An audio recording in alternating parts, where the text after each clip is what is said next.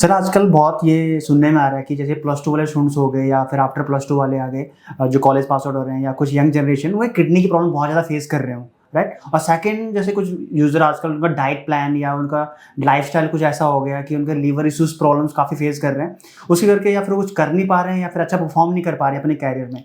तो उनके लिए क्या सजेशन है आपके लिए, क्या करना चाहिए उनके लिए? देखो वो भी आज का जो लाइफस्टाइल है, जो खान पान है, जो मतलब एक एटमॉस्फेयर बन चुका है, इसमें बहुत यंग एज के लोग, जैसे कोई प्लस टू में है, कोई ग्रेजुएशन वाले हैं, मैंने बहुत से लोग बच्चों को देखा है जिनकी एक नहीं दोनों किडनी फेल हो चुकी हैं या उनका लीवर में प्रॉब्लम चल रही है, और इसकी वजह से उनकी चलती हुई जॉब भी छूट जाती है कई जगह पे, राइट। जो जिस जगह जॉब करे, क्योंकि वो इतनी छुट्टियां नहीं दे सकते, उनको इतनी हॉलीडेज नहीं दे सकते, और वो बैठ भी नहीं पाते, सिटिंग नहीं हो पाती उनकी। तो उनका जो बना बनाया एक कैरियर था, चाहे उन्होंने ग्रेजुएशन किया था, कुछ किया था, वो सब छूट जाता है, वो घर बैठ जाते हैं।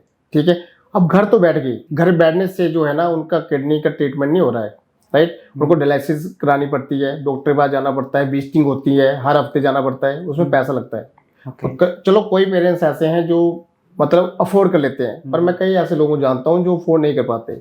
ठीक है, अब जो पूरा इम्पैक्ट बच्चे के ऊपर आता है इमोशनली, वो क्या होता है, डिप्रेशन में चला जाता है।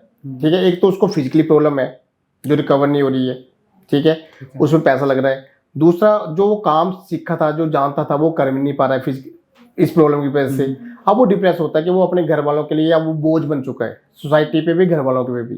ठीक है, तो इन बच्चों को, जितने भी कोई किडनी का पेशेंट है, चाहे वो लीवर का पेशेंट है, चाहे वो हार्ट डिजीज में है, चाहे उसका कैंसर पेशेंट है, या से इस तरह के डिजीज में कोई जूझ रहा है बंदा, अगर वो चाहता है कि बीमारी तो यार रिकवर होने के लिए टाइम लेगी, ठीक है, पर इस टाइम को वो अगर यूटिलाइज करना चाहता है, इस टाइम को चाहता है कि मैं यूटिलाइजेशन के साथ साथ अपने आप को थोड़ा बिजी रखूं, ताकि डिप्रेशन से दूर रहूं और कुछ अर्न भी करूं, जिससे कि अपना खर्चा तो उठा सकूं, कि अपना डायलिसिस का खर्चा उठा लूं, अपनी दवाइयों का खर्चा उठा लूं, अपना जो ट्रीटमेंट चला उसका खर्चा उठा लूं। तो digital marketing is the best choice सभी तरह के पेशेंट्स के लिए। क्यों? पहला कारण कि भाई इसमें आपको कहीं जाने की जरूरत नहीं है, आप जहां बैठे हैं वहां से आप लर्न कीजिए। जैसे ही आपकी लर्निंग खत्म होगी, आपकी अर्निंग स्टार्ट हो जाएगी। जब आप अर्न करोगे तब भी आपको कहीं जाने की जरूरत नहीं है, आप उसी घर में अपने लैपटॉप के थ्रू आप पूरी दुनिया से अर्न कर सकते हो। और मैंने एक बात और ऐड करना चाहूंगा, आजकल कितने ऐसे क्राउड फंडिंग नेटवर्क चल रहे हैं इंटरनेट पे, जहां पे लोग खुद अपने लिए एक क्राउड फंडिंग कैंपेन बना सकते हैं, खुद एज एनजीओ फंड उठा सकते हैं, एनजीओ अपने लिए उठा सकते हो कि भैया अपनी कैंपेन खुद चलाओ, बताओ दुनिया को कि मुझे ये बीमारी है, मैं नहीं कर पा रहा हूँ, उनसे सपोर्ट लो, तो वहां पे आपको डोनेशन मिलती है, और लोगों लाखों लोग ट्रीटमेंट कर रहे हैं इस लेवल पे।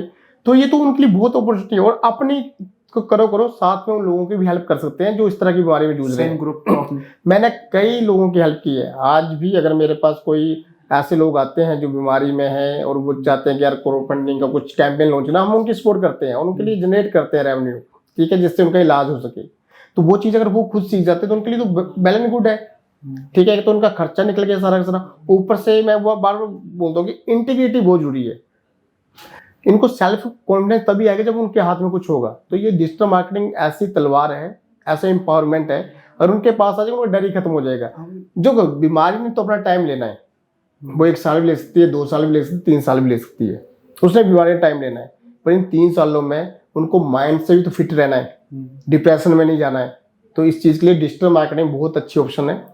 कोई भी अगर इस पॉडकास्ट को सुन रहा है और इस तरह की बीमारी से जूझ रहा है, या उनका कोई फ्रेंड है, कोई रिलेटिव है, अगर इस तरह के थिंकिंग उनके माइंड में आ रही है कि यार मैं बोझ बन चुका हूँ, या मैं कुछ कर नहीं पा रहा, या मेरी अच्छी खासी जॉब छूट गई है, या मेरी फाइनेंशियली बैकग्राउंड बहुत मतलब पुअर हो चुकी है, वो अपनी दवाइयों का खर्चा नहीं उठा पा रहे हैं, तो भाई अपने ऊपर टाइम लगाओ, ये लर्न करो। डिजिटल मार्केटिंग सीखना बहुत आसान है, आप ऑनलाइन यूट्यूब में भी सीख सकते हैं, और ऐसे कई मल्टीपल प्रोग्राम हैं जहाँ फ्री में सीख सकते हैं, या ऐसे कई ऑनलाइन प्रोग्राम भी हैं, ऑफलाइन प्रोग्राम भी हैं, जहाँ पे आप घर बैठे सीख सकते हैं।